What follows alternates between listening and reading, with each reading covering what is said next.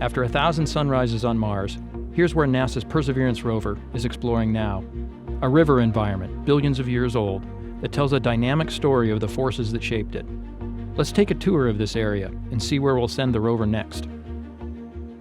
Perseverance is exploring Jezero Crater, where an ancient lake and river system once existed. If microbes ever lived here, signs of them could be preserved in these rocks. About 3.5 billion years ago, a river carved a canyon through the crater rim, filling the crater with water and depositing sand and rocks that formed a delta. On Earth, the record of such an ancient river and lake would have been erased long ago. That's why sending a robotic explorer like Perseverance is so valuable. Mars is a special place that preserves a unique record of things that happened in the first billion years of the solar system. In this area, different rock layers record different parts of the crater's history.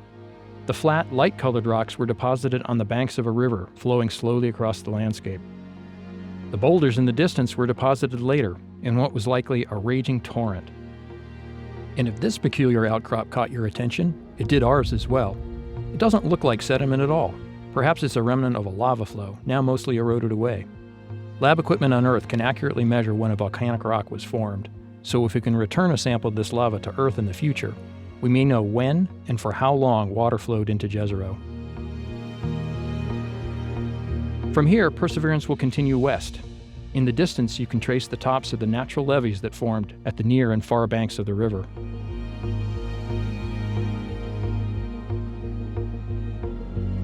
The rover will pass this area on its way upstream, continuing toward this spot where the river carved through the crater wall. You can see the canyon on the horizon here.